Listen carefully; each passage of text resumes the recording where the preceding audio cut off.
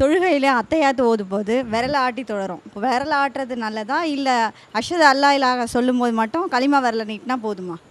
எது நல்லது எது நல்லது இல்லைங்கிறது முடிவெடுக்கிறது நம்ம இல்லைங்க.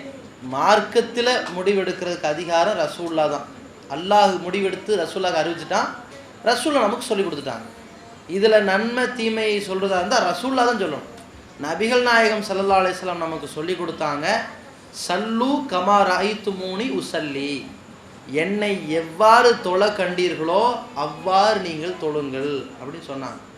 இது எப்போ சொன்னாங்க தெரியுமா? ரசூலுல்லாஹி ஸல்லல்லாஹு அலைஹி வஸல்லம் ஜும்மாவுடைய மெம்பரில் நின்று தக்பீர் சொன்னதுலேருந்து சலாம் கொடுக்குற வரைக்கும் அங்கேயே தொழுது காட்டி அப்படி மக்களுக்கு சொல்கிறாங்க, இப்போ நான் எப்படி தொழுகிற மாதிரி நீங்கள் பார்த்தீர்களோ அப்படித்தான் தொழுகணும்னு நாங்கள். அப்போ சஹாபாக்கள் அல்லாஹ்வுடைய தூதர் எப்படி தொழுதார்களோ அதை அப்படியே நமக்கு சொல்லி கொடுத்துட்டார்கள். அது மாதிரி நம்ம தொழுகணும். இப்போ இந்த அத்தகையாத்தில் அஷ்ஹது அல்லா இல்லாஹ் சொல்லும்போது மட்டும் விரலை உயர்த்துறாங்கல்ல, இதுக்கு ஆதாரம் இருக்குதான்னு கேட்டால் ஆதாரம் இல்லைங்க. நம்மளும் 25 வருஷம் 30 வருஷமாக கேட்டுக்கிட்டு தான் இருக்கிறோம். இப்படி ஆதாரம் இருக்குன்னு சொன்னவர்கள்லாம் கேட்டுக்கிட்டு தான் இருக்கிறோம். எப்படி கேட்குறோம்? அத்தஹியாத்து இருப்பில் மார்க்கம் நீங்கள் செய்கிறதா இருந்தால் அது குர்ஆன் ஹதீஸில் இருக்கணும்.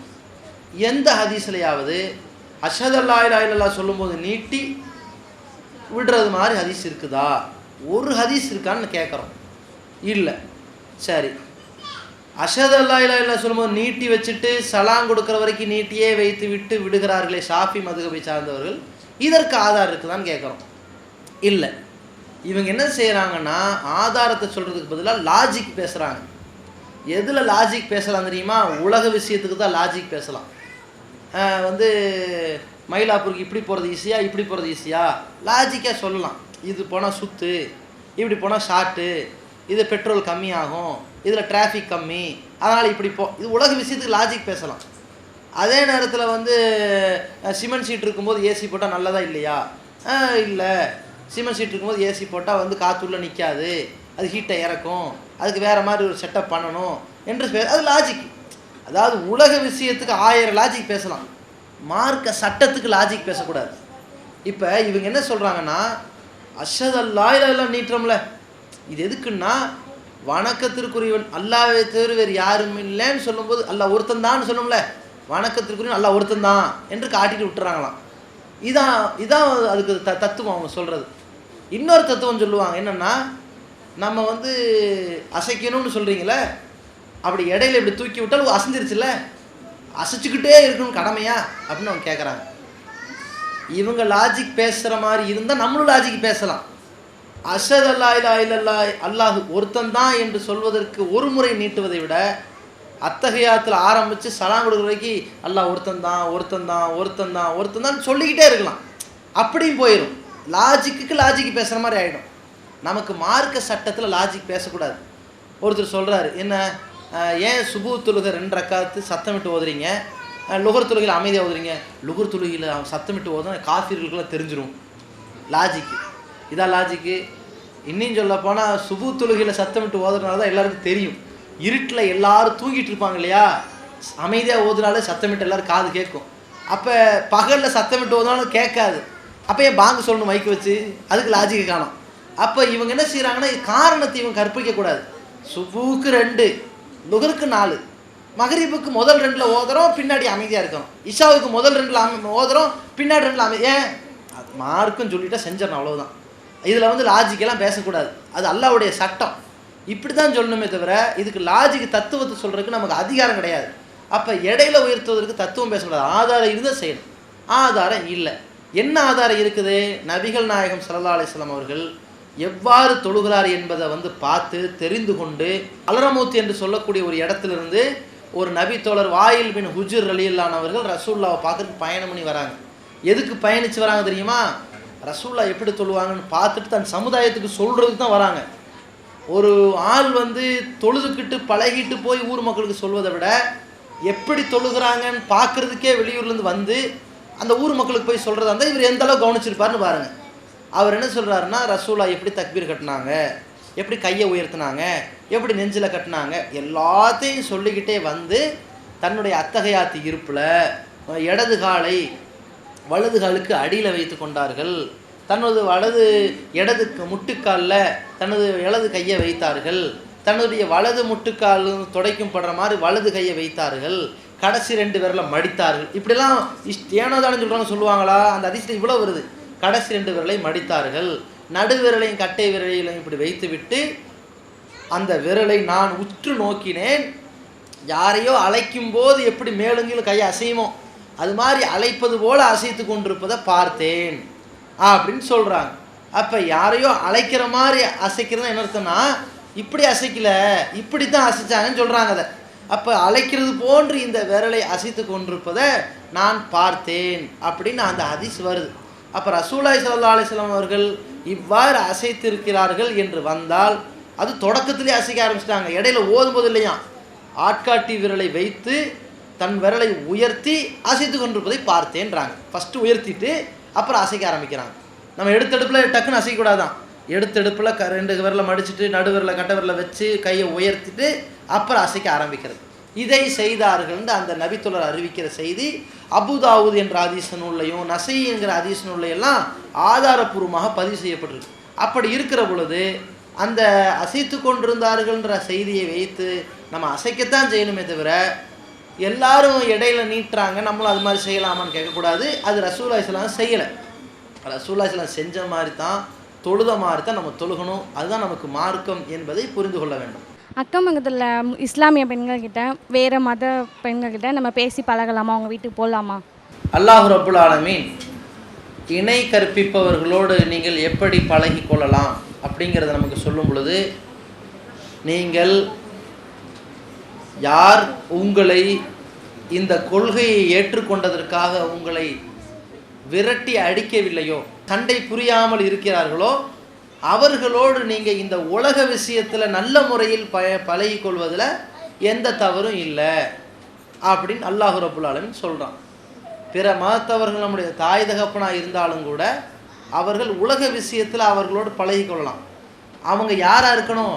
2 வகையான இணை வைப்பாளர். ஒரு இணை வைப்பாளர் நம்மை விரட்டி, நம்மை புறக்கணித்து, நம்மை பகைத்து, நம்மிடம் சண்டையிடுபவர்கள். இன்னொரு வகையான இணை வைப்பாளர் நம்மளை விரட்டலை, புறக்கணிக்கலை, பகைக்கலை, சண்டையிடலை, பழகிறாங்க. இவங்கள்ட்ட பழகி கொள்ளலாம். எந்த விஷயத்தில் பழகலாம்? உலக விஷயத்தில் பழகி கொள்ளலாம். அவர்களோடு சேர்ந்து சாப்பிட்றது பிரச்சனை இல்லை, அவங்களோடு சேர்ந்து மற்ற காரியங்களில் உலக காரியங்களில் ஈடுபடுறது பிரச்சனை இல்லை. மார்க்கம் தடுக்காத வகையில் பழகி கொள்ளலாம். மார்க்கம் தடுத்த வகையில் ஏதாவது ஒரு காரியம் இருக்குமானால் செய்யக்கூடாது. அவங்க வீட்டில் திருமணம் நடக்குது, உங்களை கூப்பிட்றாங்க, போகக்கூடாது. அதே மாதிரி அவங்க என்ன செய்கிறாங்க, சினிமாவுக்கு கூப்பிட்றாங்க, நம்ம போகக்கூடாது. அவங்க தவறான காரியத்திற்கு அழைக்கிற நேரத்தில் நம்ம அதை என்ன செய்யக்கூடாது. எந்த பெண்ணும் ஒரு முஸ்லீம் பெண்டே அப்படி பழகக்கூடாது என்றால் பிற மதத்தவர்களையும் அதே நிலை தான். நன்மையான காரியமாக இருந்தால், உலக விஷயமாக இருந்தால், அது எந்த மதமாக இருந்தாலும் அவர்கள் நம்மளை எதிர்க்காதவர்களாக, அவர்கள் நம்மை பகைக்காதவர்களாக, சண்டையிடாதவர்களாக இருந்தால் அவங்கள்ட்ட பழகிக்கலாம். நபிகள் நாயகம் ஸல்லல்லாஹு அலைஹி வஸல்லம் அவர்கள் காலத்தில் கூட யூத சிறுவன் அல்லாஹ்வுடைய தூதர் அவர்கள் வீட்டில் வேலை பார்த்துட்டு இருந்தான். அந்த சிறுவனுக்கு உடம்பு சரியில்லாமல் போயிடுச்சு. ரசூலுல்லாஹ் அவனுக்கு போய் நலம் விசாரிக்கிறாங்க, என்னப்பா உடம்பு நல்லா இருக்கான்னு கேட்குறாங்க. அப்போ இஸ்லாத்தையும் சொல்கிறாங்க. அவன் இஸ்லாத்துக்கு வந்துடுறாங்கிற ஹதீஸையெல்லாம் பார்க்குறோம். அப்போ நபி ஸல்லல்லாஹு அலைஹி காலத்தில் இது போன்ற பிற மதத்தவர்கள் இருந்தாங்க, அவங்கள்ட்ட ரசூலுல்லாஹி ஸல்லல்லாஹு அலைஹி வஸல்லம் பழகினாங்க. ரசூலுல்லாஹி ஸல்லல்லாஹு அலைஹி வஸல்லம் தன்னுடைய வயோதிக காலகட்டத்தில் தன்னுடைய உணவு பஞ்சத்தை தீர்ப்பதற்காக வேண்டி என்ன செஞ்சாங்க, தன்னுடைய போர் கவசத்தையும் அந்த வாழையெல்லாம் ஒரு யூதர்கிட்ட தான் அடமானம் வச்சு என்ன செய்தார்கள், அவங்க கோதுமையை வாங்கி சாப்பிட்டாங்கங்கிற ஹதீஸ் எல்லாம் இருக்குது. அப்போ இது மாதிரியான யூதர்கள்ட்டையெல்லாம் பழகிருக்கிறாங்க. நல்ல விஷயங்களில் உலக விஷயங்களில் பழகி கொள்வதில் தப்பு கிடையாது. அதே நேரத்தில் பெண்கள் இன்னொரு பெண்கள்கிட்ட பழகிற முறை, அக்கம்பத்தில் ஆண்களாக இருந்தால் என்ன நிலைனா, ஆண்கள் இன்னொரு ஆண்கள்கிட்ட பழகிற முறை தான் அது. ஒரு பெண் இன்னொரு ஆண்கிட்ட பழகிறதா இருந்தால் அதற்கு மார்க்கம் ஒரு விதி வைத்திருக்கிறது. எந்த ஆணாக இருந்தாலும் அது ஆம்பளையாக தான் பார்க்கணும். மார்க்கம் யாரை தடுத்திருக்குதுன்னா மதத்தையெல்லாம் சொல்லலை. மார்க்கம் மதத்தை தாண்டி மனிதத்தன்மையை தான் சொல்லியிருக்கிறது. பழக்க வழக்கத்தில் 2 இனம் மாறுபட்ட இனமாக இருந்தால் இங்கே மார்க்கத்தை பேசக்கூடாது, மனிதத்தன்மையை தான் பேசணும். அந்த மனிதத்தன்மைக்கு ஏற்றவாறு தான் மார்க்கம் சொல்லும். 2 இனம் ஒரே இனமாக இருந்தால் இங்கே மனிதத்தன்மையோடு மார்க்க சட்டம்னு ஒன்று இருக்கிறது. இப்போ ஒரு பெண் முஸ்லீம் அல்லாத பெண்கிட்ட எப்படி பழகலாம், சில வரமுறைகள் ஓகே. ஒரு பெண் ஒரு ஆண்கிட்ட எப்படி பழகலாம். இவன் முஸ்லீமான ஆண், முஸ்லீம் அல்லாத ஆணெல்லாம் என்றால் பார்க்காது. இவன் ஆம்பளை, இவன் பொம்பளை, இதில் எப்படி பழகலாம், இதைத்தான் இறைவன் சொல்வான். அப்படி இறைவன் சொல்வது உங்கள் தாய். ஒரு ஆம்பளை பையனுக்கு அவங்க தாய், ஒரு ஆம்பளை பையனுக்கு அவங்க சகோதரி, கூட பிறந்த சகோதரி, ஒரு ஆணுக்கு அவனுடைய மகள். இந்த மாதிரியான நிரந்தர மகரம் என்று ஒன்று இருக்கு இல்லையா, திருமணமே ஒரு காலத்திலையும் முடிக்க இயலாத தடை செய்யப்பட்டவர்கள். அது மாதிரி ஒரு பெண்ணுக்கு தன் தந்தை, தன் அண்ணன், தன் தம்பி, தன்னுடைய அண்ணனுடைய மகன், தன்னுடைய தம்பியுடைய மகன், தன்னுடைய அக்காள் தங்கையுடைய மகன், தன்னுடைய அக்காளுடைய கணவர், இந்த திருமணம் அக்காளுடைய கணவர் தன்னுடைய அக்காளுக்கு கணவராக இருக்கும்போது ஒரு மகரம் தானே. இந்த மாதிரியான சில தடைகளை வைத்து மகரம் என்பதை 2 வகையாக பிரிக்கணும். நிரந்தரமாக யாரெல்லாம் நமக்கு திருமணம் முடிக்க தடை செய்யப்பட்டிருக்கிறார்களோ அவர்கள் எல்லாமே நம்ம பழகுவதற்கு தகுதியானவர்கள். இப்போ தன் தகப்பனோடு ஒரு பெண் பழகலாம், நிரந்தர தடை இருக்குது. தன் மகனோடு பழகலாம், தன் சகோதரனோடு பழகலாம், தன்னுடைய சகோதரியின் மகனோடு அந்த மாமிங்கிற அடிப்படையில் இருக்கலாம். ஆனால் எந்த இடத்துல இந்த உறவு முறியும்னா, சில வீடுகளில் முஸ்லீம் குடும்பங்களில் கூட எப்படி இருப்பாங்க, ஒரு பெண் தன்னுடைய தாயின் சகோதரியின் மகன் கூட பேசிக்கிட்டு இருப்பாங்க வீட்டில். சகஜமாக கேட்டால் என்னது, எங்கள் சின்னம்மா மகன்பாங்க, வயசில் கூட இருந்தால் அண்ணன்பாங்க, வயசில் கம்மி இருந்தால் தம்பிம்பாங்க. நான் கேட்குறது, அண்ணன் தம்பிங்கிற அளவில் கல்யாணம் முடிக்க முடியாத உறவா, முடிக்கக்கூடிய உறவா, முடிக்கிற உறவு. அப்போ ஹிஜாபை பேண வேண்டும். ஒரு வீட்டில் என்ன செய்வாங்க, எங்கள் தகப்பனாருடைய அண்ணன் மகன் அப்படின்னு சொல்லுவாங்க. இந்த பெண் அண்ணன் மகன், உன் வயசு கூடவா குறைவா, அவன் குறைய வயசு தான். குறைய வயசு இருந்தாலும் பருவ வயசு. உனக்கு 25 வயசு இருந்தாலும் அந்த பையனுக்கு 15 வயசு இருந்தாலும் ஹிஜாப் பேண வேண்டும். ஏன், நிரந்தர தடையா இல்லை. யாரிடத்தில் நிரந்தர திருமண தடை இருக்கிறதோ அவர்களோடு பழகி கொள்ளலாம். அப்போ தகப்பன், அண்ணன், தம்பி, அண்ணனுடைய மகன், தம்பியுடைய மகன், அக்காளுடைய மகன், தங்கச்சியுடைய மகன், தன்னுடைய மகன், இதெல்லாம் பிரச்சனை இல்லை. ஆனால் இந்த நிரந்தரம் அற்ற உறவுகள் என்று இருக்கிறது. அந்த திருமண உறவு சில நேரங்களில் ஏற்படக்கூடிய உறவுகள் இருக்கிறது. அவங்கள்ட்ட எல்லாம் ஹிஜாபை பேண வேண்டும்.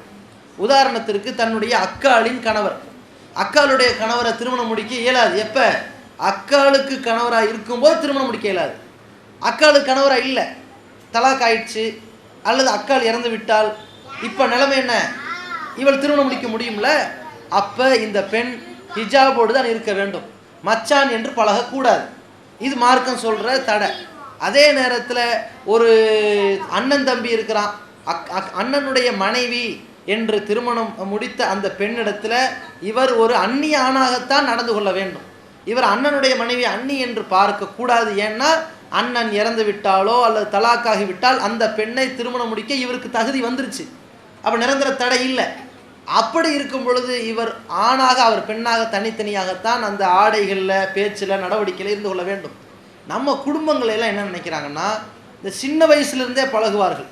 அக்கா தங்கச்சி ஒரு வீட்டில் குடும்பம் வாழ்ந்துட்டாங்கன்னா அந்த அக்காளுக்கு பிறந்த சில ஆம்பளை பசங்களும் தங்கச்சிக்கு பிறந்த சில பொம்பளை பிள்ளைங்களும் சின்ன வயசுலேருந்தே பழகுவார்கள்.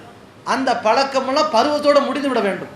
இருவரில் ஒருவர் பருவம் அடைந்து விடுவார்களே. ஆனால் இருவரில் ஒருவர் பருவம் அடைந்து ஒருவர் பருவம் அடையிற சூழ்நிலைக்கு வந்து விடுவாரே ஆனால் ஹிஜாப் பேணி விட வேண்டும். புரியுதுங்களா? அக்காளுடைய மகன் இருக்கான் 5 வயசு, தங்கச்சியுடைய மகன் இருக்கிறா 18 வயசு, பிரச்சனை இல்லை. அக்காளுடைய மகனுக்கு 15 வயசு, தங்கச்சியுடைய மகனுக்கு 17 வயசு. சின்ன வயசுலேருந்தே வளர்ந்தவர்கள் தான், அண்ணன் தங்கச்சி மாதிரி தான் பேசி பழகினார்கள். இருந்தாலும் மார்க்கம் தடுக்கிறது. இதைத்தான் நம்ம அடிப்படையாக புரிந்து கொள்ள வேண்டும். இப்போது முஸ்லீம் என்ற ஒரு வட்டத்துக்குள்ளேயே இவ்வளவு சட்டம் என்றால் பிற மதத்தவர்கள்ட்ட எப்படி நீங்கள் பார்த்துக்கொள்ளுங்கள். இதே சட்டம் தான். ஆணை ஆணாக தான் பார்க்கணும், பெண்ணை பெண்ணாக தான் பார்க்கணும். இதைத்தான் மார்க்கம் சொல்லியிருக்கிறது. நம்ம முஸ்லீமாக உள்ள இது மாதிரியான நிலைமைகள் நமக்கு பல இடங்களில் தப்பும் தவறுமாக உணரப்படாமல் இருக்கிறார்கள். இது பாவம் செய்கிறார்கள் என்பதை புரிந்து கொள்ள வேண்டும்.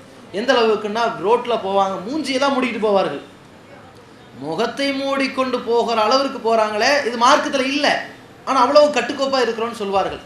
வீட்டுக்கு வருவார்கள், ஒரு சுடிதாரோ ஒரு புடவையோ அணிந்திருப்பார்கள், தன்னுடைய அரைக்கை தெரியும், இந்த அரைக்கைக்கு மேலே தெரியும். பேசி கொண்டிருக்கிற நபர் யாராக இருப்பார்? கணவருடைய தம்பியோ அல்லது வந்து தன்னுடைய மச்சானோ அல்லது தன்னுடைய தாயின் சகோதரியின் மகனோ தந்தையின் சகோதரனின் மகனோ இருப்பாங்க. இங்கே பேசுவார்கள் சகஜமாக. இதில் பாரதூரமாக இருக்குது, இதில் பெரிய பாதக செயல், இதில் எச்சரிக்கையாக இருக்க வேண்டும். இது மாதிரி இதிலேயே நம்ம கூடுதல் எச்சரிக்கையாக இருக்கும் பொழுது பிற மதத்தவர்கள்லாம் அது அண்டை வீட்டாரெலாம் போயிடுவாங்க, அது அந்நியர்களாக இருப்பாங்க. அந்நியர்கள்ட்ட எப்படி நடந்து கொள்ளணும், இதே மாதிரி தான் ஆடை ஒழுக்கங்களோடு பேச்சு ஒழுக்கங்களோடு அது கட்டுக்கோப்போடு நடந்து கொள்ள வேண்டும். ஒரு முஸ்லீம் இன்னொரு முஸ்லீமுக்கு சகோதரனாக இருக்க சொல்லி இஸ்லாம் சொல்லுது. அதே நேரத்தில் அல்லாஹ் வந்து ஒற்றுமையினுடைய கயிறை வலுவாக பற்றி பிடித்து கொள்ளுங்கள்னு சொல்லிட்டு அல்லாஹ் குர்ஆனில் சொல்லி காட்டுறான். இப்போ தமிழ்நாடு தௌஹீத் ஜமாத் நடத்தக்கூடிய எத்தனையோ ஆர்ப்பாட்டங்கள் இருக்குது. அதே ஆர்ப்பாட்டங்களையே மற்ற ஜமாத்துகளும் நடத்துது. அது அல்லாஹ் வந்து ஒற்றுமையினுடைய கயிற்றை பிடித்து கொள்ளுங்கள்னு சொல்லும்போது ஏன் வந்து மற்ற ஜமாத்துகளோட சேர்ந்து செய்ய மாட்டேங்குது? அதில் போய் நம்ம கலந்து கொள்ளலாமா? அந்த ஜமாத்து நடத்தக்கூடிய ஆர்ப்பாட்டங்களில் நம்ம கலந்து கொள்ளலாமா, இல்லை கலந்து கொள்ளக்கூடாதா? ஒரு முஸ்லீம் இன்னொரு முஸ்லீமுக்கு சகோதரர் ஆவார் அப்படின்னு ரசூலுல்லாஹி ஸல்லல்லாஹு அலைஹி வஸல்லம் சொல்லியிருக்கிறாங்க. ஒற்றுமைங்கிற கயிறை பற்றி பிடிக்க சொல்லி அல்லாஹ் சொல்கிறான். அப்போ நம்ம சமுதாயத்தில் ஏன் வந்து தௌஹீத் ஜமாத்து ஆர்ப்பாட்டம் நடத்துது, தனித்தன்மைங்கிற பேரில் தனியாக நடத்துது, எல்லா அமைப்போடு சேர்ந்து நடத்த மறுக்கிறாங்க. அப்படி எல்லா அமைப்பும் சேர்ந்து நடக்கும்போது நம்ம கலந்துக்கலாமா இப்படி கேட்குறாங்க. இந்த ரசூலுல்லாஹி ஸல்லல்லாஹு அலைஹி வஸல்லம் அவர்கள் சகோதரத்துவத்தை மேம்படுத்துவதற்கு எதையெல்லாம் சொன்னார்களோ, உறவுகளை மேம்படுத்துவதற்கு எதையெல்லாம் சொன்னார்களோ, பெற்றோர்களுக்கு உபகாரம் செய்ய என்னவெல்லாம் சொன்னார்களோ, நண்பர்களோடு பழகிற விஷயத்தில் என்னவெல்லாம் சொன்னார்களோ, அவை அனைத்துமே உலக விஷயத்திற்குத்தான் சொன்னார்கள் என்பதை புரிந்து கொள்ள வேண்டும். இன்னொரு சகோதரனுக்கு ஒரு முஸ்லீம் இன்னொரு முஸ்லீம் குற்ற சகோதரனாக இருக்கணும்னா இதில் உலக காரியத்தில் நமக்கு அவங்களுக்கு கொடுக்கல் வாங்கல் சண்டை பிடிக்கக்கூடாது, நமக்கு அவங்க கடன் போக்குவரத்து சண்டை பிடிச்சிக்கக்கூடாது, நம்ம அவங்கள வந்து உதாசீனப்படுத்தலாம், அதை வந்து பிரச்சனை ஆகிக்கக்கூடாது. இப்படி உறவுக்காரங்க நமக்கு எதிர்பார்க்குறாங்க, பெற்றோர்களை மதிக்கணும். எல்லாமே உலக விஷயத்தில்தான் இந்த நட்பு, பாசம், அன்பு, இணைப்பு, ஒற்றுமை எல்லாம் இருக்கணும். மார்க்க சட்டம்னு வந்து விட்டால் அதை எதிர்க்கக்கூடியவர்களாக உலகத்தில் யார் இருந்தாலும் அங்கே இந்த சகோதரத்துவம், ஒற்றுமை, அன்பு, பண்பு, பாசமெல்லாம் கிடையாதுங்க. அப்படி பாசம் வைக்கிறதா இருந்தால் குர்ஆனில் பல நபிமார்களுடைய வரலாறு நீங்கள் பார்க்கலாம். இப்ராஹிம் அலைஹிஸ்ஸலாம் அவர்கள் என்ன செஞ்சாங்க, யார் கூட சண்டை பிடிச்சாங்க? பக்கத்து வீட்டுக்காரங்க கூடயா? பெத்த தகப்பனோடு பேசாமல் போனாங்க. நான் இன்றிலிருந்து உங்கள் வீட்டை விட்டு வெளியே போகிறேன், ஹிஜ்ரத்து பண்ணி ஊரை விட்டே போகிறேன்னு போயிட்டாங்க. ஏன் போனாங்க? மார்க்க விஷயத்திற்காக போனார்கள்.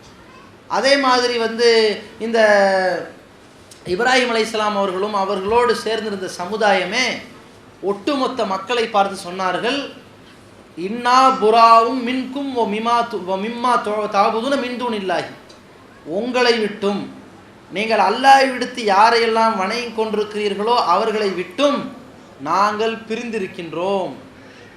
பத பைனனா வ பைனக்குமுல் அதாவத்து, உங்களுக்கும் எங்களுக்கும் மத்தியிலே பகைமை வந்து விட்டது, பகைமை வெளிப்படையாகவே தெரிகிறது. வல் பகுதாவு, கோபம் இருக்கிறது. அபதன் ஹத்தா துமினு பில்லாஹி வஹதா, நீங்கள் அல்லாஹ் ஒருவனை வணங்கும் வரைக்கும் என்றென்றும் பகைமைதான், சண்டை தான் நமக்குள்ளே இருக்கும்னு அவங்க பகிரங்கமாக உடைக்கிறாங்க. யாரை பார்த்து? பெத்த தகப்பனுடைய கூட்டத்தாரை பார்த்து இப்ராஹிம் நபி சொன்னாங்கன்னா எங்கே அந்த சகோதரத்துவம், ஒற்றுமை? உலக காரியத்துக்கு தான் ஒற்றுமை. மார்க்கம்னு வந்து விட்டால், அல்லாஹ்வுடைய வணக்க வழிபாடு வந்துட்டால் அதை நிராகரிக்கிற யாராக இருந்தாலும் நாம் அதை எதிர்த்தா நிற்கிறோம். அல்லாஹ்வே குர்ஆனில் சொல்கிறான், லா தஜிது கௌமன் யுமினுன பில்லாஹி வல் யௌமில் ஆஹிர், அல்லாஹ்வை மறுமையும் நம்புகிற ஒரு கூட்டம், யுஆத்துன மன் ஹாத்தல்லாஹ வ ரசூலஹு, அல்லாஹ்வுக்கும் அவன் தூதருக்கும் மாறு செய்யக்கூடிய யாராக இருந்தாலும் அவர்களை வெறுப்பார்கள். நேசிப்பார்கள் சொல்ல, வெறுப்பார்கள்.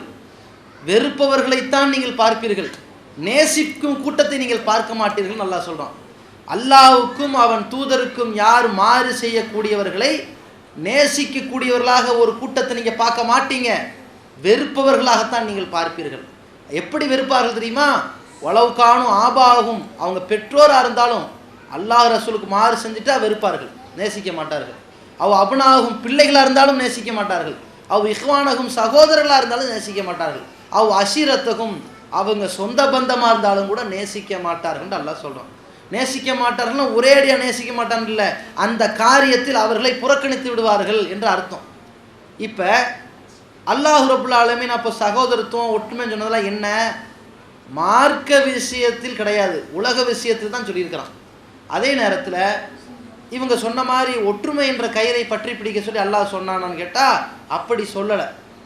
அல்லாஹ் குரானில் சொன்னது வஅதஸிமு பிஹப்லில்லாஹி ஜமீஅன், வஅதஸிமு நீங்கள் பற்றி பிடித்து கொள்ளுங்கள், பிஹப்லில்லாஹி அல்லாஹுவின் கயிற்றை, ஜமீஅன் எல்லாரும் சேர்ந்து பற்றி பிடிக்க வாங்கன்னு கூப்பிடுறான். எதை ஒற்றுமைங்கிற கயிறுன்னு நல்லா சொல்லலை, அல்லாஹ்வின் கயிறை பிடிப்பதற்கு எல்லாரும் வாங்கன்னு கூப்பிட்றான். அல்லாஹ்வின் கயிறு எது? அல்லாஹ்வின் கயிறு எதுங்கிறது நம்மளாக முடிவெடுக்க முடியுமா? ஒற்றுமை தான் அல்லாஹ்வின் கயிறுண்டு நம்மளாக முடிவெடுக்க முடியாது. இந்த ஒற்றுமை தான் அல்லாஹ்வின் கயிறு என்பதை யார் சொல்லுவானா? அரசியல்வாதம் சொல்லுவான். ஒற்றுமை என்ற கயிறை பிடித்து கொண்டு எங்களுக்கெல்லாம் ஓட்டு போட வாங்கன்னு சொல்லுவாங்க. அல்லாஹ்வின் கயிறு எதுங்கிறது ரசூலுல்லாஹ் தான் நமக்கு சொன்னாங்க. என்ன சொன்னாங்க? அல் குர்ஆனு ஹபுலுல்லா, குர்ஆன் தான் அல்லாஹ்வின் கயிறு, அந்த குர்ஆன் வசனங்கள் தான் அல்லாஹ்வின் கயிறு. தர்ஃபுஹு பியதில்லா, இந்த அல்லாஹ்வின் வசனங்கள் ஒன்று அல்லாஹ்வின் கையில் இருக்கிறது. வ தர்ஃபுஹு பி ஐதீக்கும், அதனுடைய இன்னொரு சட்டம் உங்ககிட்ட இருக்கிறது. எப்படி இருக்குது? அல்லாஹ்வுடைய வசனத்தை அல்லாஹ் மொழிகிறான், நீங்கள் அதை மொழிகிறீர்கள். அல்லாஹ்வின் உத்தரவை அங்கிருந்து வருகிறது, நீங்களும் அதை மொழிகிறீர்கள். கயிறை பிடிக்கிறவர் பிடிச்சிக்கிறீங்க, அதை பற்றி பிடிக்கும் காலமெல்லாம் வழி தவற மாட்டீங்கன்னு ரசூலா சொன்னாங்க. அப்போ அல்லாஹ் இதில் என்ன சொல்கிறான்னா, கயிறுனா குரானுங்க. இப்போ அர்த்தம் வைங்க, வாத்தசிமு நீங்கள் பற்றி பிடியுங்கள் இந்த குரானை, அனைவரும் சேர்ந்து, அனைவரும் இந்த குரானை பற்றி பிடிக்கத்தான் வாங்க நல்லா கூப்பிட்டானே தவிர ஒற்றுமையை பற்றி பிடிக்க வாங்கன்னு கூப்பிடலை. அதே நேரத்தில் ஒரு கொள்கையை சொல்லும் பொழுது, சத்தியத்தை சொல்லும்போது ஒற்றுமையெல்லாம் வராது, பிரச்சனை தான் வரும். நபிகள் நாயகம் ஸல்லல்லாஹு அலைஹி வஸல்லம் தன் சொந்தக்காரங்களையெல்லாம் கூப்பிட்டு வச்சு விருந்து போடுற வரைக்கும் ஒற்றுமையாக தான் இருந்தாங்க. விருந்து போட்டதுக்கு பிறகு மக்களே நான் அல்லாஹ்வுடைய தூதர்னு சொல்லும் போது தான் பிரச்சனையே வந்துச்சு. ஏன் ஒற்றுமை உடஞ்சி போச்சு? கொள்கையை சொன்னால் ஒற்றுமை உடஞ்சிடும். சரி, இப்போ சகோதரி என்ன கேட்குறாங்கன்னா, தமிழ்நாடு தௌஹீத் ஜமாத் வந்து இன்றைக்கி பல்வேறு அமைப்புகள் ஆர்ப்பாட்டம் செய்யும்போது அதில் கலந்துக்கிறது இல்லை, நீங்கள் தனியாக செய்கிறீங்க, ஏன் ஒற்றுமை இல்லாமல் செய்கிறீங்கன்னு கேட்குறாங்க. இவங்க செய்யக்கூடிய அமைப்பினர்கள்லாம் என்ன கொள்கையில் இருக்கிறாங்க? குர்ஆன் சுன்னாங்கிற அந்த சத்திய கொள்கையை தாண்டி போயிட்டாங்க அவங்க. ஒரு சாரார் நம்ம குர்ஆன் சுன்னாலாம் முக்கியம் இல்லை, யார் வேணாலும் எப்படியான இதுக்கு நம்ம கட்சி தான் முக்கியம், அரசியல் தான் முக்கியம்னு போயிட்டாங்க. ஒரு சாரார் என்ன பண்ணுறாங்க, நமக்கு குர்ஆனு சுன்னா சஹாபாக்கள் யார் வேணாலும் பின்பற்றலான்னு போயிட்டாங்க. ஒரு சாரார் என்ன பண்ணிட்டாங்க, நம்ம குர்ஆனு சுன்னா சஹாபாக்கள் இமாம்கள் பெரியார்கள் அவுலியாக்கள் நாதாக்கள் முன்னோர்கள் மூதாட்டியர்கள் இப்படி போயிட்டாங்க. இவங்கெல்லாம் அமைப்பு வச்சுக்கிட்டு ஆர்ப்பாட்டம்னு சொன்னால் நம்மளை அதில் கலந்துக்கணும்னு சொன்னால் எப்படி கலந்து கொள்ள முடியும்? நம்ம தௌஹீதை சொல்லி கொண்டிருக்கிறோம், குர்ஆன் சுன்னாவை சொல்லி கொண்டிருக்கிறோம். இன்னொன்று, இந்த ஆர்ப்பாட்டம் பண்ணுறது என்பது ஒரு உலக காரியம்தான். உலக காரியத்தை பொறுத்த வரைக்குங்க ஒரு இயக்கத்தின் பெயரால் செய்யாமல், எந்த இயக்கத்தின் பேரும் இல்லை, மக்கள் போய் ரோட்டில் ஒரு சமூக பணி செய்ய போய் நின்னால் நம்ம போகக்கூடாதுன்னு தடுக்க மாட்டோம், போய் செய்யுங்கன்னு தான் சொல்லுவோம். உதாரணத்துக்கு இப்போ பாதையில் டமார்னு ஒரு பையன் விழுந்துட்டான் சைக்கிள்லேருந்து, வேகமாக ஒரு சகோதரர் போய் தூக்கி நிப்பாட்டுறாரு. தூக்கும் பொழுது என்ன செய்கிறார், சைக்கிளை தூக்கிட்டாரு. எதிரில் வந்து வண்டி விழுந்துருக்கான். இப்போ தமுமுக கார் வந்து சைக்கிளை தூக்கிட்டார். ஒரு தமிழ்நாடு தௌஹீத் ஜமாத்துக்காரர் அந்த வழியே வந்துக்கிட்டு இருக்காரு. நீ தூக்கணும் நான் தூக்க மாட்டேன் என்று நம்ம சொல்ல மாட்டோம், அப்படி எங்கேயும் சொல்கிறது இல்லை. நம்ம உடனே அரக்க பறக்க போய் அந்த வண்டியை தூக்கி நிப்பாட்டுவோம். அங்கே என்ன நடக்குதுன்னா சமுதாய பணி மட்டும் நடக்குது. இப்போ ஒரு தெருவில் கொடி கட்டி இந்த இடத்துல சமுதாய பணி செய்வது இந்த அமைப்புன்னு சொல்கிறாங்க. இங்கே நம்ம போவோமா?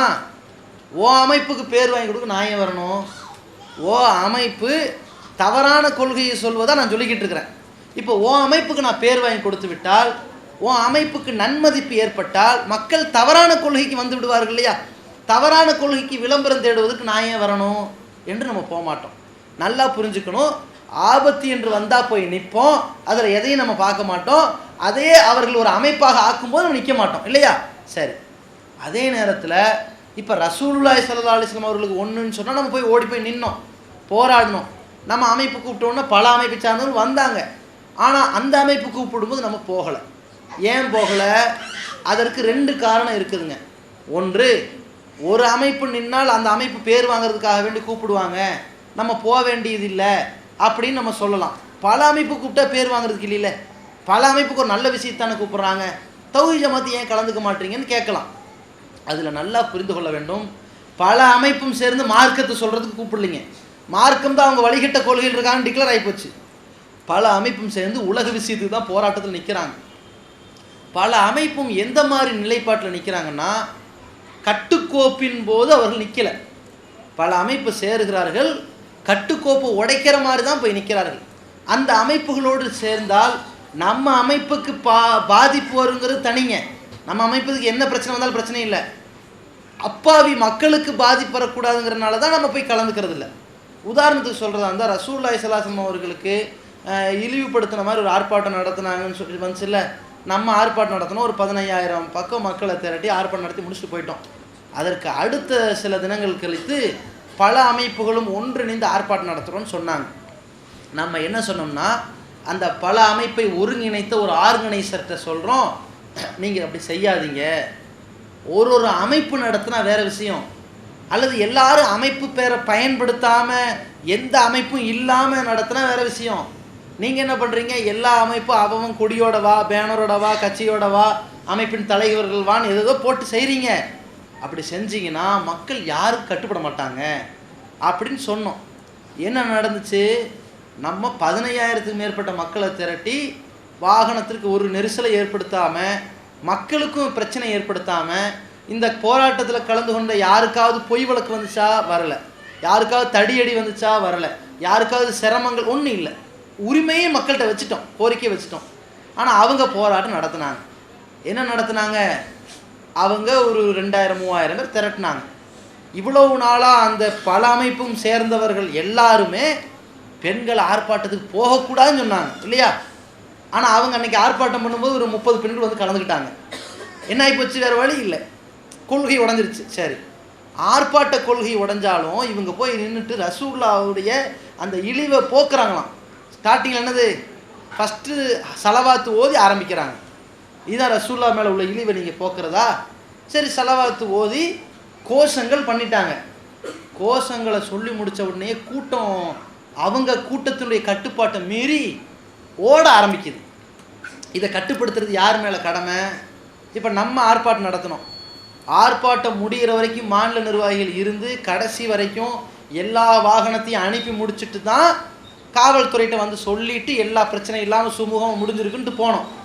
இவங்க அந்த 23-24 அமைப்பின் தலைவர்கள் என்ன பண்ணாங்க, அதில் பெரும்பான்மையானவர்கள் இடத்த காலி பண்ணிட்டாங்க. அடி வாங்கினதெல்லாம் யார்? தொண்டர்கள். போய் ஒரு மீடியா வாகனத்தை உடைச்சி ஒரு பெண் போலீஸுக்கு அடிபட்டு அவன் அதை வச்சே தடியடி நடத்தி, இன்றைக்கி நிலைமை என்ன தெரியுமா, 24 அமைப்பில் ஒரு அமைப்பின் மீது தலா 4 பேர் மீது வழக்கு. இப்போ எந்த அமைப்பாவது நாளைக்கு ஆர்ப்பாட்டம் வந்து நிற்பாங்களா? தைரியமாக மக்கள் வந்து நிற்பாங்களா? ஆர்ப்பாட்டம்னா மக்கள் வர துடிக்கணும், அது மாதிரி மக்களையும் திரட்டுற வேகத்தை காட்டணும், நம்ம மீது பாதிப்பும் வரக்கூடாது. ஆர்ப்பாட்டத்தை எல்லா காலத்தையும் நடத்துகிற மாதிரி நம்ம தெம்பு இருக்கணும். இவங்க அந்த தெம்பை பாழாக்கின மாதிரிலாம் பண்ணியிருக்கிறாங்க. இதுக்கு தான் நம்ம ஃபஸ்ட்டே சொன்னோம்.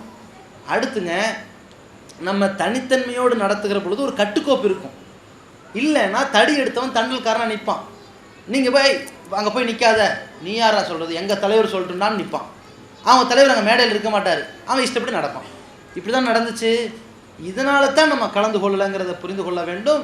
எப்பொழுதுமே இப்படி பல அமைப்புகளும் சேர்ந்து ஒரு அமைப்புன்னு சொல்லி ஒரு இயக்கம் சொல்லி ஒரு கொடிக்காக போய் நின்னார்களேயானால் அது சிதைந்து போய்விடும்.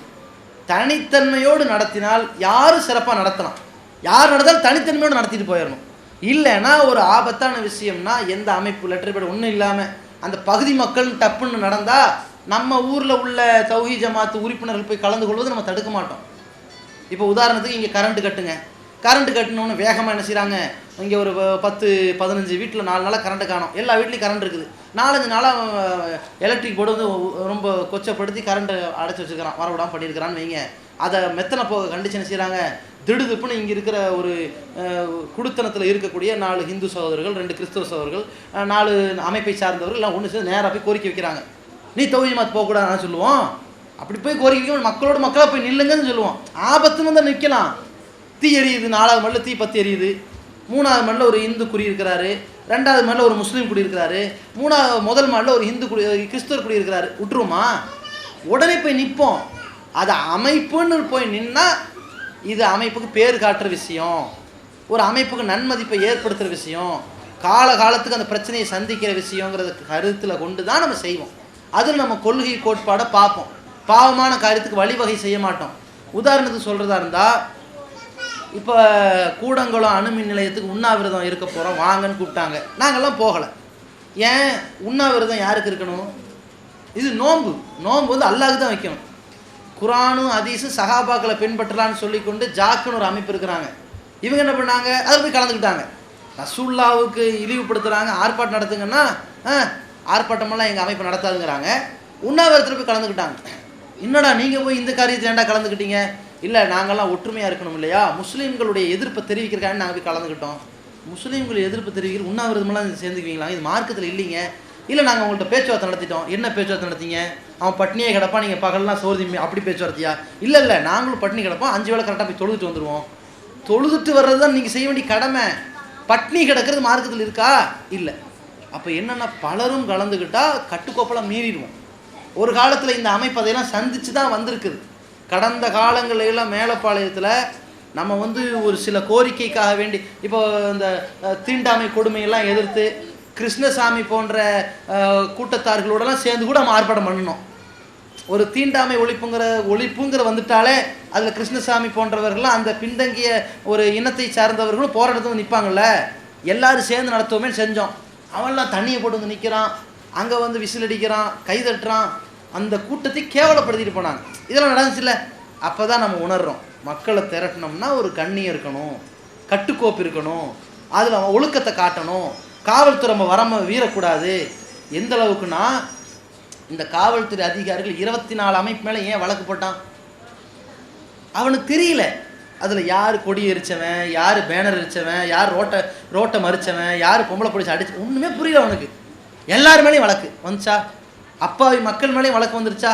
இது தேவைதானா? நம்ம செய்கிறதுனால ஏதாவது வழக்கு வருதா? நம்ம போய் தடுத்து நிப்பாட்டுறோம். அவசரப்படாதீங்க, நிதானம் தவறாதீங்க, நிப்பாட்டுறோம். அந்த கட்டுக்கோப்பு ஏன் உடையுது? பல தலைவர்கள் கலந்து கொண்டால் உடஞ்சிடும். அதைத்தான் நம்ம சொல்கிறோம். இதுக்கு தான் நம்ம கலந்து கொள்ளாமல் இருக்கிறோம். அதே மாதிரி நம்முடைய கொள்கையும் அதில் செறிந்து போகக்கூடாதுனால தனித்தன்மையை காக்கிறோங்கிறத புரிந்து கொள்ள வேண்டும். இப்போ வந்து பெண் குழந்தை பிறந்தா 1 ஆடு அக்கீக்காவும், ஆண் குழந்தை பிறந்தா 2 ஆடு அக்கீக்காவும் கொடுக்குறோம். அது 7 நாளுக்குள்ளே கொடுக்கணுன்ற சட்டம் இருக்குது. இப்போ வந்து அந்த 7 நாளுக்குள்ளே அந்த குழந்தை இறந்துடுச்சுன்னா அந்த அக்கீக்கா சட்டம் இருக்கா இல்லையா? 7 நாளைக்கு உள்ள அக்கீக்கா கொடுக்கணும்னு ஹதீஸில் இல்லை. ஹதீஸில் என்ன இருக்குன்னா, பிறந்த குழந்தைக்கு 7வது நாளில் மொட்டை அடிக்கப்படணும், 7வது நாளில் அக்கீக்கா கொடுக்கப்படணும். பேர் வைக்கிறது முன்ன பின்ன வச்சுக்கலாம், 7 நாளைக்கு உள்ளேயே வச்சுக்கலாம், பிறந்த உடனே வச்சுக்கலாம். ரசூலுல்லாஹி ஸல்லல்லாஹு அலைஹி வஸல்லம் அவர்கள்ட்ட ஒரு நபித்தோழர் வராங்க, அல்லாஹ்வின் தூதரே எனக்கு ஒரு பெண் குழந்தை பிறந்திருக்குங்கிறாங்க. அப்போ ரசூலுல்லாஹ் சொல்கிறாங்க, உன் குழந்தைக்கு வந்து மரியம்னு பேர் வை, இந்த இரவில் தான் எனக்கு சூரா மரியம் இறக்கேறப்பட்டுச்சுன்றாங்க ரசூலுல்லாஹ். அப்போ இந்த மாதிரி எல்லாம் அப்போ கூட வச்சுருக்கிறாங்க. 7வது நாளில் பேர் வைக்கணும்னு கிடையாது. ஆனால் எது 7வது நாளில் செய்யணும்னா அக்கீக்கா. அந்த ஆடை அறுக்கிறது 7வது நாளில் அறுக்கப்படணும். 7வது நாளில் தான் முடி எடுக்கப்படணும், முடி களையப்படணும். இந்த 7வது நாளுங்கிறது 6வது நாளும் வந்துடக்கூடாது, 8வது நாளும் போயிடக்கூடாது. சில பேர் என்ன செய்வாங்கன்னா, கல்யாணத்துக்கு ஒரு குர்பானி கொடுப்பாங்க. கல்யாணத்துக்கு வந்து பெண் வீட்டு விருந்து நடக்கும். இன்னுங்க பெண் வீட்டு விருந்து போடுறீங்க, காலையில் மணமகன் வீட்டு விருந்து சாப்பிட்டாச்சு, மறுநாள் நீங்கள் ஒரு விருந்து போடுறீங்களே, இது குர்பானி கொடுக்குறோம், குழந்தை பிறந்தா, இது பிறந்துச்சுல இந்த பெண்ணு, பிறந்தபோது கொடுக்க வேண்டிய அக்கீக்காவை இன்றைக்கி தான் நிறைவேற்றுறோம் அப்படிங்கிறாங்க. இப்படியெல்லாம் மார்க்கத்தில் கிடையாதுங்க. பிறந்தா 7வது நாளில் நிறைவேற்றினா தான் அதுக்கு பேர் அக்கீக்கா. 7வது நாளை தாண்டிச்சுன்னா அதுக்கு பேர் அக்கீக்கா கிடையாது, அக்கீக்காவும் இல்லை. புரியுதுங்களா? சரி, இந்த அக்கீக்காங்கிற சட்டம் கட்டாய கடமையா அப்படின்னு கேட்டால் கட்டாய கடமை கிடையாது. விரும்பினால் குழந்தால் போதும். அதுவும் கட்டாய கடமைன்னு சொன்னோம்னா வசதி உள்ளவர்களுக்கு கடமை, ஏழைக்கு கடமை இல்லைன்னு வச்சிடக்கூடாது. விரும்பினால் ஏழைகள் செய்யலாம். ஒரு பணக்கார விரும்பலை, செய்ய வேண்டியதில்லை. இதுதான் விரும்பினால் செய்யக்கூடிய சட்டம். மன் அஹப்ப ஐயு அக்கீக்க, ஹதீஸில் என்ன வருது? யார் அக்கீக்கா கொடுக்க விருப்பப்படுகிறாரோ அவர் கொடுக்கட்டும் தான் வருது. ஒரு பணக்காரர் வேணாம்னு நினைக்கிறாரு, வேண்டாம். ஒரு ஏழை, அவருக்கு ஒரு ஆடு கொடுக்க வசதி இருக்குது, கொடுக்கணும்னு நினைக்கிறாரு, கொடுக்கட்டும். இதுதான் சட்டமே தவிர அந்த கட்டாய கடமைங்கிறது தான் இறந்தாலும் கொடுக்கணுமான்னு கேட்குறாங்க. இது கட்டாய கடமை கிடையாது. அடுத்து குழந்தைன்னு அது 7வது நாளில் இருந்தால் தானே மொட்டையடிக்க முடியும், இருக்கும் பொழுது தானே அக்கீக்கா கொடுக்க முடியும். அது இருக்கிறதுக்கு தான் சட்டமே தவிர இறந்து விட்டால் அதுக்கு சட்டம் கிடையாது என்பதை புரிந்து கொள்ள வேண்டும். இந்த பிதத்தான கல்யாணத்துக்கு வந்து நம்ம போகல, ஆனால் வந்து அவங்க வந்து வலிமாக்கு கூப்பிடுறாங்க, அந்த மாதிரி இதுக்கு போகலாமா? பிதத்தான ஒரு திருமணம் நடக்கிறது. திருமணத்தில் கூட்டுதுவா ஓதப்பட்டு இமாம் ஓதி மக்களெல்லாம் ஆமீன்னு சொல்லி ஃபாத்திகா ஓதப்பட்டு இந்த மாதிரியான பிதத்தான காரியங்கள் நடக்குது. இந்த திருமணத்தில் நம்ம போய் கலந்துக்கல, புறக்கணிச்சிட்டோம். மாப்பிள்ளை என்ன செய்கிறாருன்னா, திருமணம் முடிஞ்சு மறுநாள் மதியானம் வலிமா விருந்து போடுறாரு. அந்த விருந்தில் போய் கலந்துக்கலாமா? ஏன்னா இந்த பிதத்தெல்லாம் நடந்த சபை அந்த சபை தான், அதனால் இந்த விருந்தில் கலந்துக்கலாமான்னு அவங்க கேட்குறாங்க. கலந்துக்க கூடாதுங்க. ஏன்னா ஒரு சபையை புறக்கணிப்பது என்றால் அந்த செயல் தவறான காரியத்தை எதை வைத்து நடந்ததோ அதை தொடர்ந்து வருகிற எல்லா சபையும் புறக்கணிக்கணும். உதாரணத்திற்கு ஒருத்தர் வந்து வீடு குடி புகிறார். வீடு குடி புகிற காலை நேரத்தில் ஒரு ஃபாத்திகா ஓதுறார். ஃபாத்திகா ஓதி எல்லாருக்கும் டீ விருந்து வைக்கிறார். டிஃபன் மதியானம் சாப்பாடு போடுறார். இந்த காலையில் டிஃபனில் கலந்துக்கல, மதிய சாப்பாட்டில் கலந்துக்கலாமா? ஏன்னா அந்த துவாலாம் காலையில் முடிஞ்சு போச்சு அப்படின்னு கேட்கக்கூடாது. அந்த வீடு குடி புகுந்ததை வைத்துத்தான் இந்த மதிய விருந்து வைக்கப்படுது. அதனால் காலை விருந்து எதனால் நீங்கள் கலந்துக்கலையோ அதை ஒட்டி உள்ள இந்த விருந்துலையும் கலந்து கொள்ளக்கூடாது. அது மாதிரி தான் திருமணத்திற்கு வைக்கப்படுற வலிமா திருமணத்துக்கு தான் வைக்கப்பட்டிருக்கு. எந்த திருமணத்தை நீங்கள் பிதத் என்ற காரணத்தினாலோ வரதட்சணை என்ற காரணத்தினாலோ அல்லது மூட நம்பிக்கை என்ற காரணத்தினாலோ புறக்கணித்து விட்டீர்களோ அதை ஒட்டி வருகின்ற விருந்தையும் அதன் காரணத்தினாலே புறக்கணிக்க வேண்டும். அதுதான் சபையை புறக்கணிக்கிறது ஆகும்.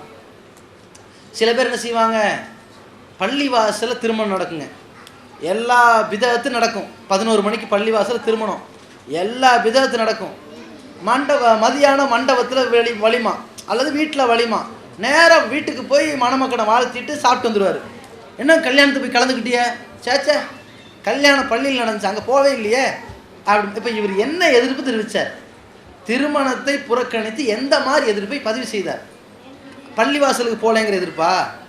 அப்படி 1000 பேர் மறுப்பானே. இவர் மறுக்க வேண்டுமென்றால் அந்த திருமணத்தை ஒட்டி என்னவெல்லாம் நடக்குமோ எல்லாத்தையும் மறுக்கணும்.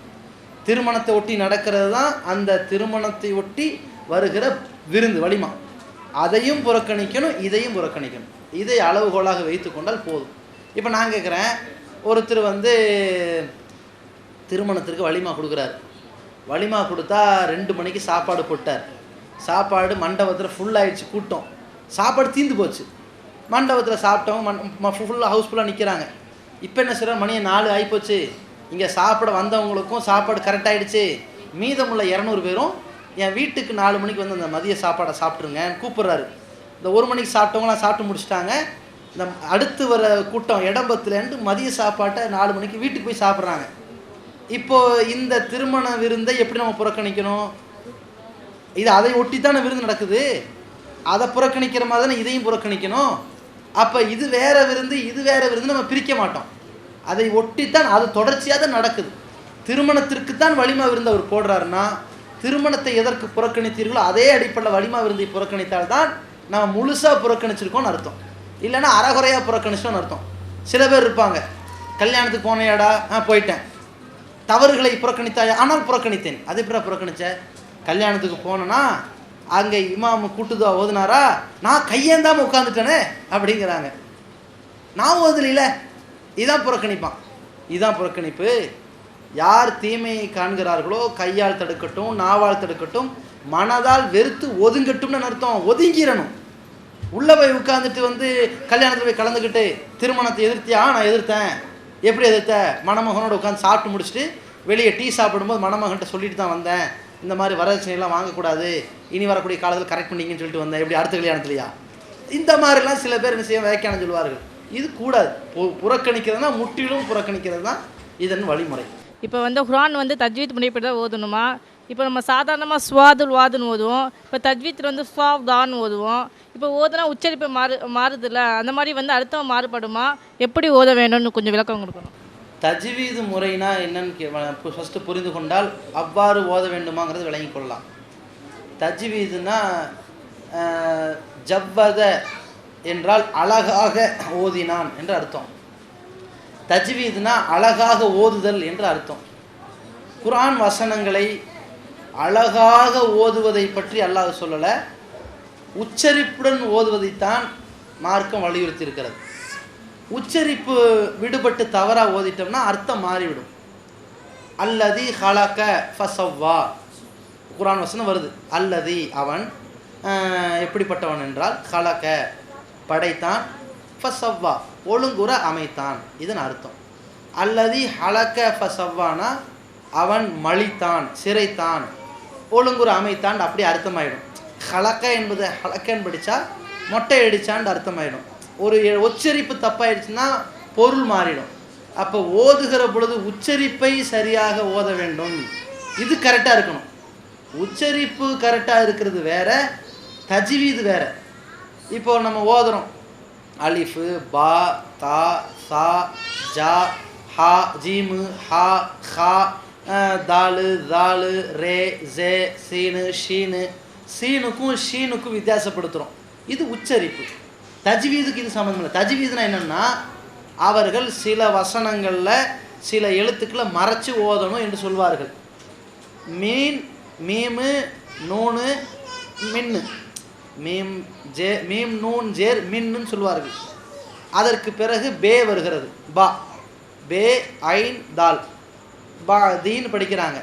மிம் பா தி என்று படிக்கும் பொழுது மின் பாதி என்று சொல்லக்கூடாது, மிம்பாதி என்று அப்படி சேர்த்தி ராகமாக படிக்கணும் என்று சொல்லித் தருவார்கள்.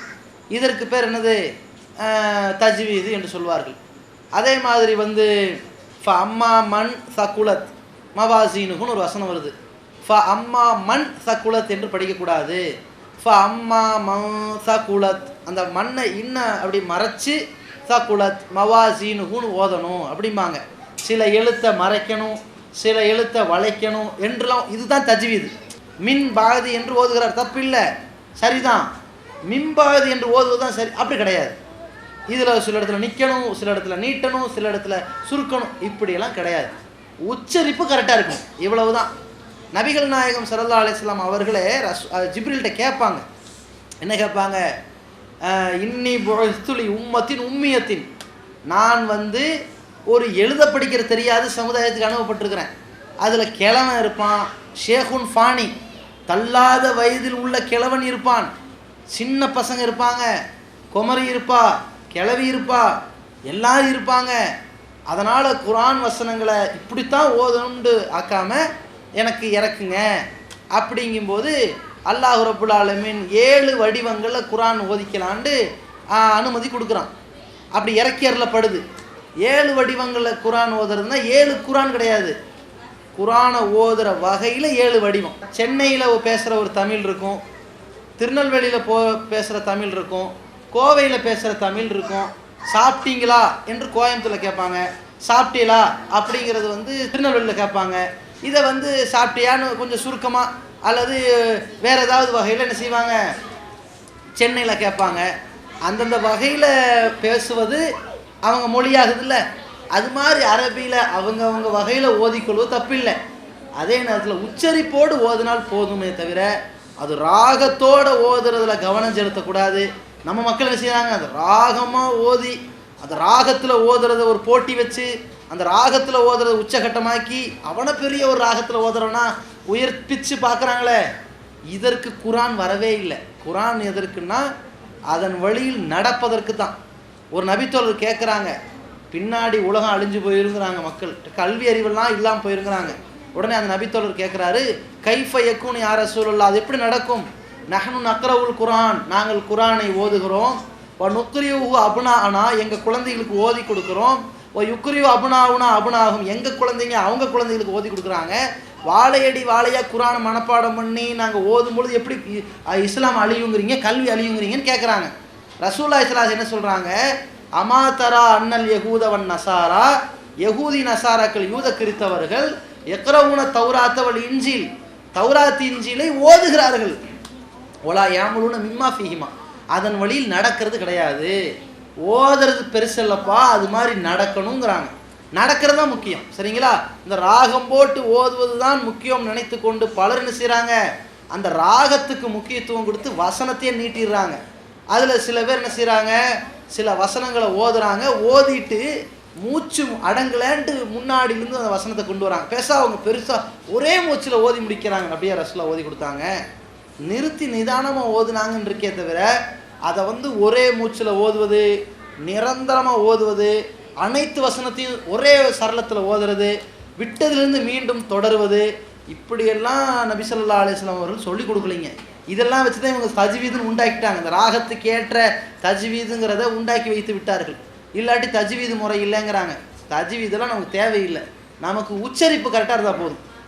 சீனும்போம், அதை ஷீனுன்னு சொல்ல வேண்டாம், ஷீனுன்னு சொல்லிடுவோம், அவ்வளவுதான். ஸ்வாது லாது, ஒருத்தனுக்கு ஸ்வாது லாதுன்னு பிரித்து படிக்கலாமே தவிர ஸ்வாது லாதையும் ஸ்வாது நம்ம சொல்லக்கூடாது. ஸ்வாத லாதுன்னு சொல்லலாம், லாதுன்னு சொல்கிறதுக்கு பதிலாக லாது என்று ஒருத்தனுக்கு சொல்ல வரல, என்ன பண்ணுறது, லாதுன்னு சொல்லிட்டு போட்டுமே, அவ்வளோதானே, வித்தியாசப்படுத்திட்டுமே. அதுக்காக வேண்டி அவன் இந்த லாது வரலைங்கிறதுக்காக வேண்டியே பள்ளிக்கு போக மாட்டான். பல பேர் குரான் தெரியாது. ஏங்க அது ஏங்க கேட்குறிய, அலிஃபு பேத்தேலாம் ஒரு கரெக்டுங்க, அந்த இடையில அந்த ஷீனுக்கு பிறகு அது அஜரத்தை பரம்ப நிப்பாட்டினாருங்க, அன்னைக்கு விட்டதுங்க அப்படின்றாங்க. அது என்னவோ தெரியல, லாம் அலிஃபு ஹம்சா யா சலாம்னு சொல்லி முடிச்சு வரதுக்குள்ள ஒரு வழி ஆயிடுது. அதுக்கப்புறம் அவன் சலாம் கொடுத்துட்டு ஓடிடுறான். இவன் என்ன செய்கிறான், அதுக்கப்புறம் அலிஃபு சபர் ஆவான், பே சபர் பாவான், தே சபர் தான், இப்படி அந்த உருது வடிவத்தில் ஓதி, அதுக்கப்புறம் அலிஃப் சேர் ஈ, பே சேர் பின்னு படித்து, கடா சபர் வேற, கடி சேர் வேற, இப்படி உல்டா பேசுன்னு சொல்கிறது வேற. அதில் உல்டா பேசுன்னு என்னென்னமோ சொல்லி அவனும் எதையெல்லாம் ஓதணுமோ மனப்பாடம் பண்ணி கொஞ்சம் தூரம் வந்த உடனேயே அவனுக்கு குழம்பி போயிடுது.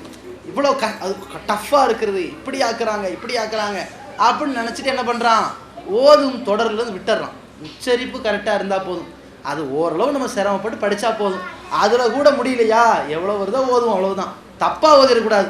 பிஸ்மில்லாஹி ரஹ்மான் ரஹீம் பதிலாக பிஸ்மில்லாஹி ரஹீம்னு சொல்லிடாம ரஹ்மானை சேர்த்து ஓதிக்கணும், அவ்வளோதான். அதில் தப்பு இருந்துடக்கூடாது தவிர உச்சரிப்புக்கு முக்கியத்துவம் கொடுப்போம். இதை ராகம் போடுறதுக்கெல்லாம் முக்கியத்துவம் கொடுக்குற ரசூலுல்லாஹி ஸல்லல்லாஹு அலைஹி வஸல்லம் சொல்லி தரல. எந்த அளவுக்குன்னா, உமர் ரலியல்லாஹு காலத்தில் ஒரு நபித்தோழர் ஓதுறாரு. அவர் ஓதுறதுல தப்பு இருக்கிற மாதிரி உமர்லானுக்கு தெரியுது. சரி, அவர் தப்பு இருக்கிறனால ஏதோ ஒரு பிரச்சனை நடந்திருக்குதான் அர்த்தம். அவர் வசனத்தையெல்லாம் கரெக்டாக சொல்லிட்டார் போல இருக்கு, ஆனால் ஓதுனதுல ஏதோ தப்பு நடந்துருச்சு. இவர் என்ன பண்ணுறாரு, அவரை போட்டு அடிச்சிட்டாரு. அடித்த உடனே ரசூலுல்லாஹிட்ட கூப்பிட்டு வந்துட்டு சூரத்து யூசுஃபை ஓதி காட்டுங்கிறாங்க.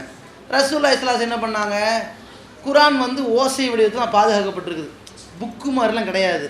ப்ரூஃப் பார்க்கல, ஓன் குரானை கொண்டு வா, ஓன் குரானை கொண்டு வா, இப்படிலாம் பார்க்கல. நபி ஸல்லல்லாஹு அலைஹி வஸல்லம் என்ன பண்ணாங்க, சரிப்பா நீ ஓதி காட்டு, ரைட் நீ ஓதி காட்டு, உமர்லாம் கேட்டாங்க. 2 பேர் ஓதுன்னு சரியாக தான் இருக்குது, போங்கன்னு அனுப்பிட்டாங்க. இதுதான் விஷயமே தவிர இதில் ராகமே வரமாட்டேங்குதுன்னு பார்த்தீங்கன்னா முடிஞ்சு போச்சு. அப்படி நீங்கள் ஊரில் உலகத்தில் 4 பேர் தேடிட்டு தான் வரணும். அப்படி பார்த்தீங்கன்னா குரான் அரிதாக போயிடும்.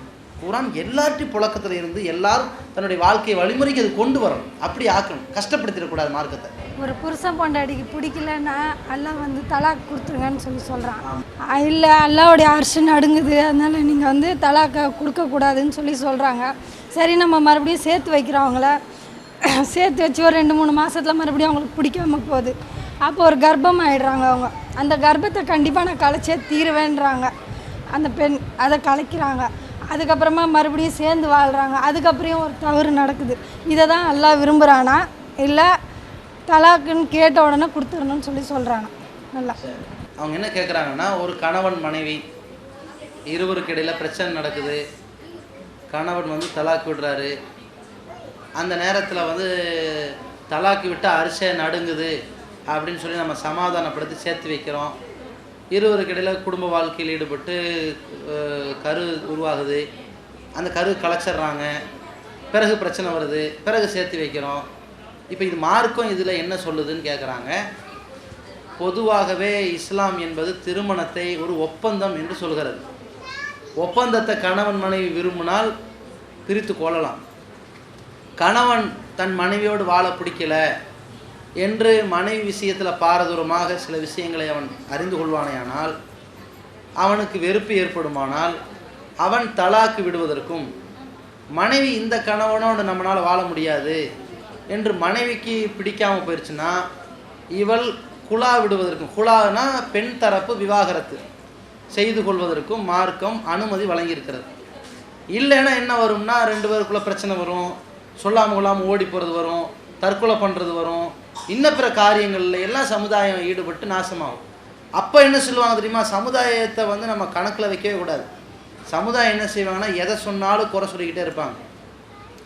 இப்போ கணவன் மனைவியாக இருக்கும்போது பிரச்சனை நடந்துட்டுன்னு வைங்களேன், பிரியற மாதிரி இருக்கும்போது பிரிஞ்சிடாதீங்க, அல்லாவுடைய அரிசியை நடுங்குதுன்னு அதை தடுத்துடுவாங்க. சொல்லாமல் கொள்ளாமல் ஓடி போயிட்டாலோ அல்லது தற்கொலை பண்ணிட்டாலோ கொஞ்சம் கூட அந்த பொம்பளைக்கு அறிவே இல்லை, பிரியற வந்து வாயை திறந்து அன்னைக்கே சொல்லியிருக்க வேண்டியதானே அப்படின்னு அதுக்கு சொல்லுவாங்க. இது கதையை கூட சொல்லுவாங்க. 2 பேர் நடந்து வந்துருந்தாங்களாம், இந்த மாதிரி நடந்து வராங்களே 2 பேருக்கு ஒரு குதிரையை வாங்கிக்கிட்டாங்கன்னா அழகாக அதில் ஏறி நடந்து வரலாமே, கால் வழியாவது மிச்சமாகனு ஊரெலாம் சொல்லிச்சான். உடனே இவங்க என்ன பண்ண, பரவாயில்ல நல்ல யோசனை இருக்குன்ட்டு குதிரையை வாங்கிட்டாங்களாம்.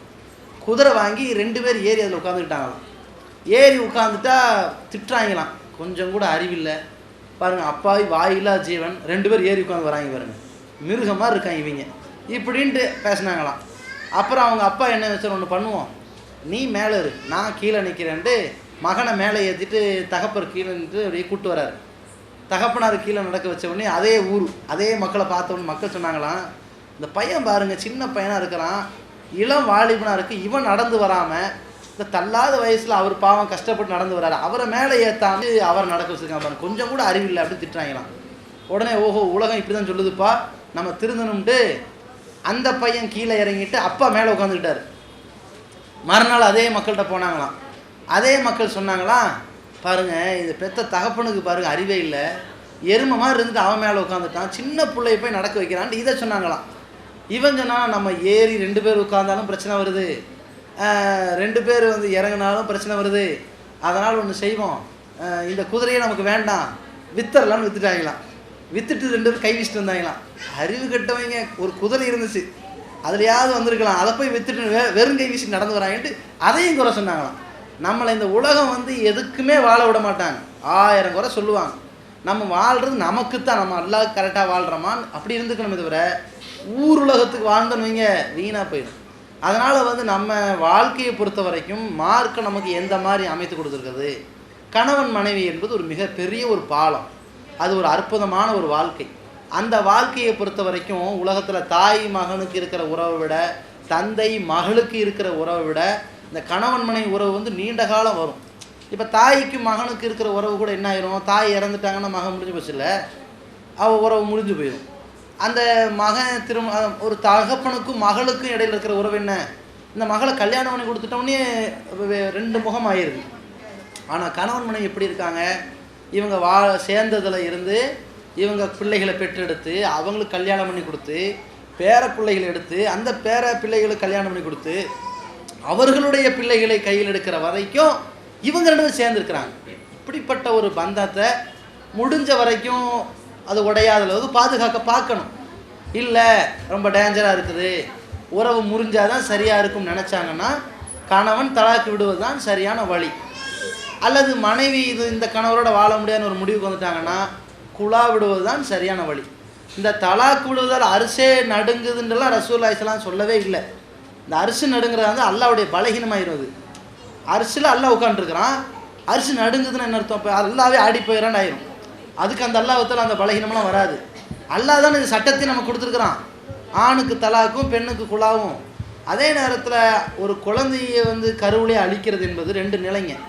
ஒரு 120 நாளைக்கு முன்னாடி கரு உருவாயிடுச்சுன்னா இந்த குழந்தை நம்ம ஏன் உருவாகி அது பெற்று வளர்த்து அம்மாட்டு இருக்கிறதா அப்பாட்டு இருக்கிறதா 1008 பிரச்சனைக்கு வந்து எதுக்கு இந்த பிரச்சனை வேண்டாண்டு அப்போவே அழித்து கொள்வார்களேயானால் அது வேற. 120 நாளுக்கு தாண்டிடுச்சுன்னா அந்த குழந்தை உயிர் கொடுக்கப்பட்டுச்சுன்னு அர்த்தம். அது வரைக்கும் அது உயிர் அற்ற ஒரு பொருளாகத்தான் இருக்குது. 120 நாளை தாண்டிடுச்சுன்னா உயிர் கொடுக்கப்பட்டுருச்சு.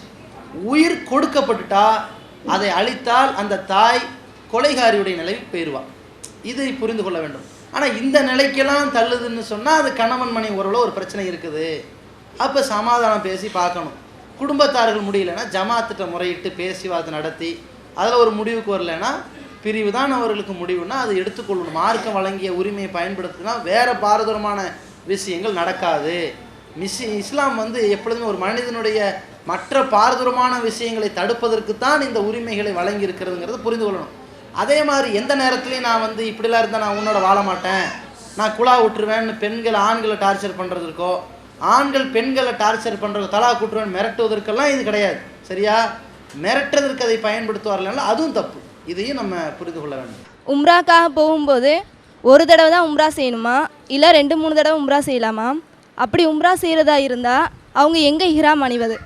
சில பேர் பார்த்தீங்கன்னா தான் தங்கி இருக்கிற ரூம்லேருந்தே இஹ்ராம் அணிஞ்சிட்டு போகிறாங்க.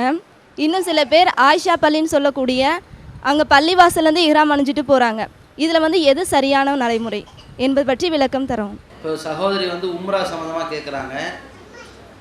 ஒருவர் ஹஜ்ஜுக்கு செல்கிறார் அல்லது உம்ராவுக்கு செல்கிறார். இந்த மாதிரி உம்ராவுக்கு செல்கிற பொழுது நாமெல்லாம் வந்து எலம்லம் என்று சொல்லக்கூடிய ஒரு பகுதியிலேயே எஹராம் கட்டுவோம். இந்தியாவிலேருந்து போகிறவங்களாம் அங்கே கட்டுவாங்க. இப்படி இந்தியாவிலேருந்து ஒருத்தர் இங்கே எஹராம் கட்டிட்டு தான் உள்ளே போகிறோம். நாம் வந்து உம்ரா செய்து முடித்து விட்டு எஹராமை கலைந்து விடுவோம். இப்போ மீண்டும் அங்கே உம்ரா செய்வது கூடுமா கூடாதா என்பது முதல் கேள்வி. அவ்வாறு கூடும் என்றால் எங்கே போய் எஹராம் கட்டுவது என்பது ரெண்டாவது கேள்வி. கூடும் என்பது தான் மார்க்கத்தின் நிலை. அல்லாஹ் குர்ஆனில் சொல்கிற பொழுது இன்ன சஃபா வல் மருவத்த, சஃபாவும் மருவாவும் அந்த 2 மலை இருக்குல்ல, குன்று, சின்ன குன்று, அது வந்து மின் ஷாயிரில்லா, அல்லாஹ்வினுடைய அடையாளங்களாக இருக்கிறது. ஃபமன் ஹஜ்ஜ, யார் ஹஜ்ஜு செய்ய போகிறார்களோ, அவ் ஏழத்தமர உம்ரா செய்ய போகிறார்களோ, ஃபலா ஜுனாக அலைஹி ஐ எத்தவஃப பிஹிமா, அப்பொழுது இந்த தவாப் செய்வதற்கு போவதற்கு அவர்களுக்கு எந்த குற்றமும் இல்லை. ஃபமன் தத்தவ்வ ஹைரன், யார் இந்த காரியத்தை, இந்த ஹஜ்ஜு உம்ரா இந்த தவாஃப் இதையெல்லாம் உபரியாக செய்கிறார்களோ அவர்களுக்கு ஃபைனல்லாஹ ஷாக்கிருன் அலீம், அல்லாஹு ரப்புல் ஆலமீன் கூலி வழங்குபவனாக இருக்கின்றான் அப்படின்னு அல்லாஹ்வே குர்ஆனில் சொல்கிறான். அப்படி இருக்கும் பொழுது நாம் ஒரு ஹஜ்ஜு செஞ்சுட்டு வந்துட்டோம், அடுத்த வருஷம் ஹஜ்ஜு செய்யலாமா? செய்யலாம். அது மாதிரி ஒரு உம்ரா செய்து விட்டு மீண்டும் உம்ரா செய்வது உபரியாக செய்து விட்டால் அல்லாஹ் நமக்கு கூலி வழங்குவான், செய்யலாம். இதுதான் இதற்கு பதில். ரெண்டாவது, இப்போ ஒரு உம்ரா செய்வதற்கு நம்ம எலம்லம்ங்கிற பகுதியில் எஹராம் கட்டிட்டு போயிட்டோம். ரெண்டாவது உம்ரா செய்கிறதுக்கு மீண்டும் எலம்லம் பகுதிக்கு வந்து எஹராம் கட்டணுமா அப்படின்னு ஒரு கேள்வி வரும்ல. அப்போ அங்கே வந்து எங்கே உம்ரா செய்வது, எஹராம் கட்டுவதுன்னு கேள்வி. பொதுவாக உம்ரா செய்வது என்றால் அவருக்கு எஹராம் கட்டுவது அவசியம். எஹராம் கட்டுவதுனாலே ஒரு எல்லையை தேர்ந்தெடுக்க வேண்டும், அதுதான் முக்கியம்.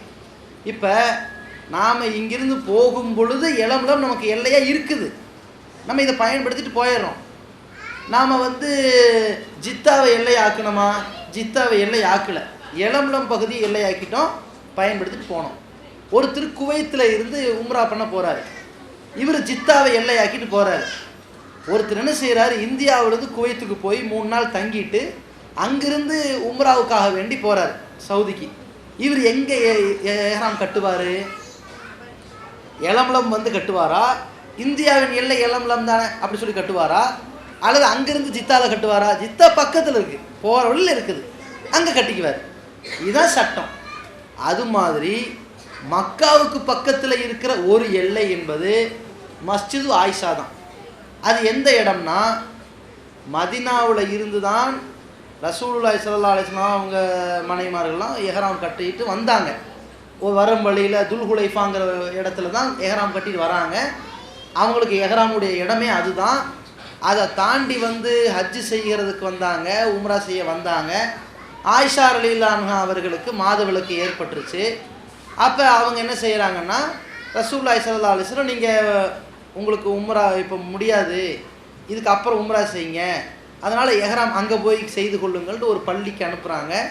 அந்த பள்ளிக்கு தான் அங்கே ஆயிஷா ரலியல்லாஹு அன்ஹா உம்ரா செய்வதற்கு எஹ்ராம் கட்டியதால் இன்றைக்கி அதற்கு மஸ்ஜிது ஆயிஷான்னு பேர் வச்சு விட்டார்கள். இன்றைக்கி அந்த இடம் இருக்குல்ல, இந்த எல்லையை ரசூலுல்லாஹி ஸல்லல்லாஹு சொன்னாங்கல்ல, இது மதினாவாசிகளின் எல்லை கிடையாது, மக்காவில் பக்கத்து எல்லை, அவ்வளவுதான். அந்த மக்காவாசிகள் கூட அதை பயன்படுத்திக்குவார்கள். அந்த பக்கத்து எல்லையாக ரசூலுல்லாஹி ஸல்லல்லாஹு அலைஹி வஸல்லம் சொன்னாங்க. மதினாவாசிகளுக்கு எல்லையாக இருந்தால் நீ போ மதினாவுக்குன்னு சொல்லியிருக்கணும். ரசூல் என்ன பண்ணாங்க, இப்போ நீ இங்கே எஹராம் கட்டிட்டு வான்ட்டாங்க உம்ரா செய்கிறதுக்கு. இது மாதிரி நாம் எஹராம் கட்டிட்டு போகிறோம், உம்ராவை செய்து முடித்து விட்டோம், மீண்டும் உம்ரா செய்ய புது எஹராம் கட்டணும். எங்கே கட்டணும்? உம்ரா செய்வது கூடுன்னு ஆகிப்போச்சு. எங்கே கட்டணும்? நமக்கு அருகாமையில் உள்ள எல்லை தான். நம்ம என்ன பண்ணுறோம், எஹராம் கட்டி உம்ரா செஞ்சு முடிச்சிட்டோங்க.